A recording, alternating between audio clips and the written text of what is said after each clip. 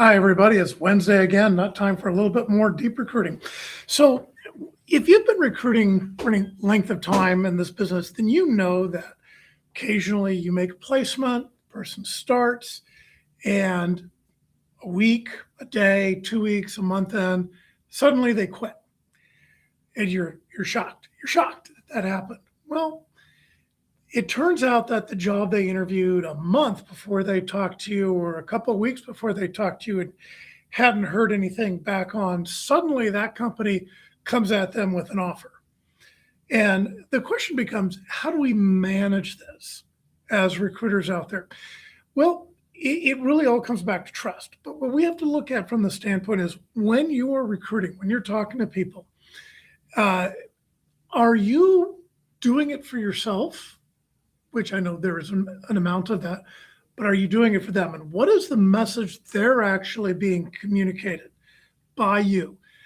When you take the approach that I've got to make my candidate happy, my candidate needs the right opportunity, my candidate needs to find the right home, your vibe is going to change. The way candidates respond to you is going to change. The results you get are going to change. It's a little weird. It seems a little odd that you speak to somebody and they say, hey, you ask them what interviews do you have going on. They say, oh, I interviewed a month ago with XYZ Corp. And then a month after they start for you, suddenly, oh, well, XYZ Corp suddenly reached out to me and they made me this great offer and it's more money or it's more title or whatever it is.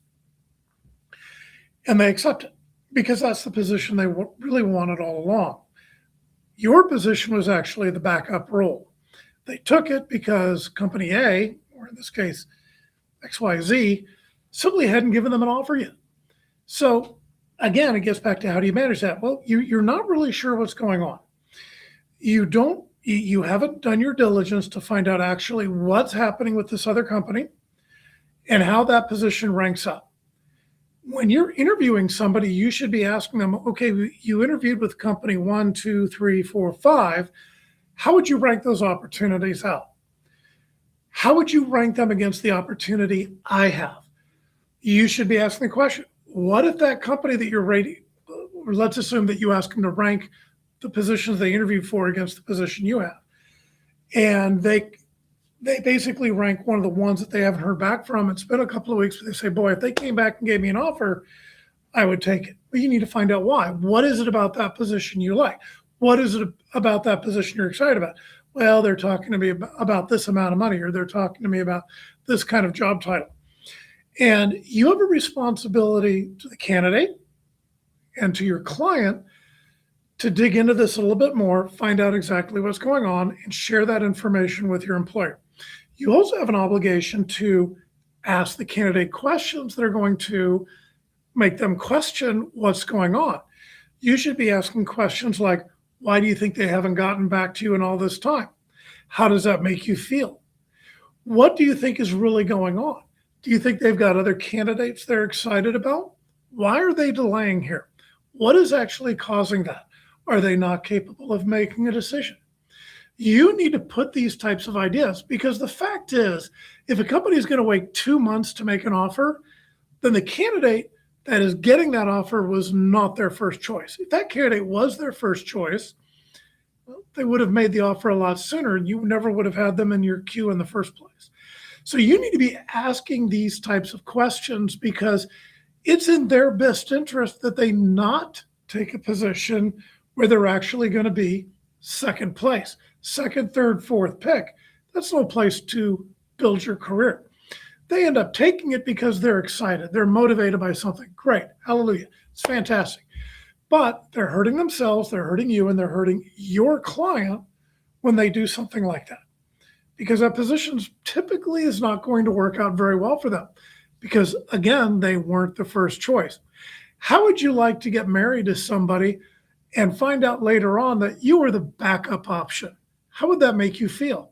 These are things you should be bringing up during the interview cycle so that if and when one of these companies does come back and try to make that offer, it's not going to pull the rug out from underneath you.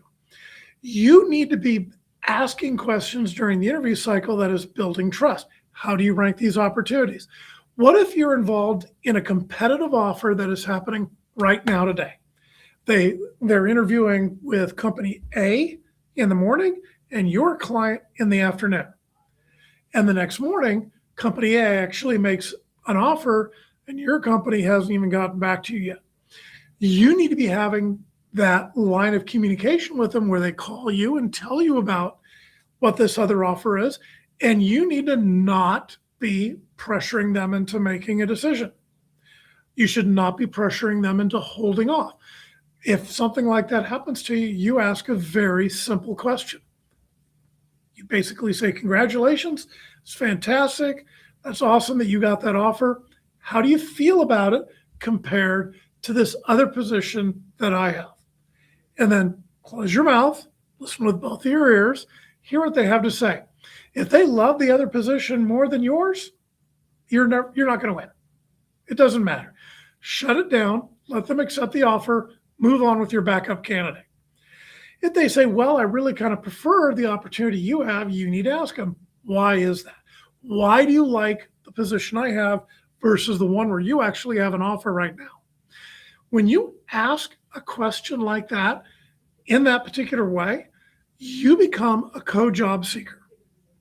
And that objective, positioning yourself as a co-job seeker, is ultimately what's going to build that trust. It's going to open up that line of communication.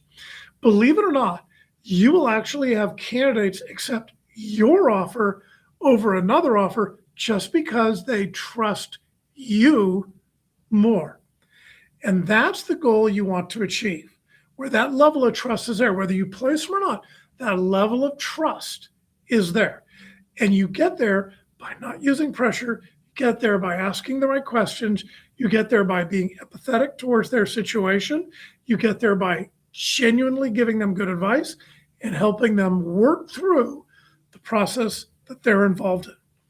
And not only are you more likely to place that candidate in your job, you're far more likely to get that candidate when they're looking for a job again. And you're far more likely to get quality referrals out of that particular person because they're going to say, hey, you should call that Jim Bright guy. He treated me really fair. And when you don't place them and you do lose them to another opportunity, they're going to send you great referrals. So you might lose that particular deal, but you get so much more out of it because they're going to refer their friends. They're also going to go into that new company and say, hey, I had this amazing experience with this recruiter. You should be dealing with this guy. And so it opens up new frontiers for you. So again, it gets back to trust. It gets back to asking questions. It gets back to not pressuring them. It gets back to simply asking them, how do you rank these opportunities? Why do you rank them the way they are? If that company is number one, if your competition is number one, what can my company do to position themselves to be number one? If your company is number one and the other one is not, you should be asking them, what can that company do to position themselves to be number one? This gives you the reconnaissance you need to be successful, have an outstanding relationship with your client, candidates, and frankly, exceed your quota. And that's what we all really want, isn't it? This has been Deep Recruiting. If you've got questions about recruiting, if you've got questions about things you're running into, problems you're running into, email us at deeprecruiting@teamgtn.com. We'd love to hear from you. If you've got a question, any type of obstacle, go ahead and email us. We'd love to hear your comments.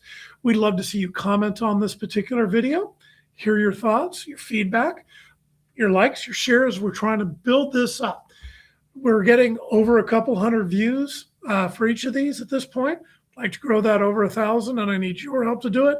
And your comments on this podcast, on this video, and your reviews are going to be what actually makes that happen. Appreciate you all tuning in. We'll be back at you next Wednesday with another topic. Who knows what it is? We'll see where the tides take us. Have a great week, everybody, and go sell something. Would you? Take care.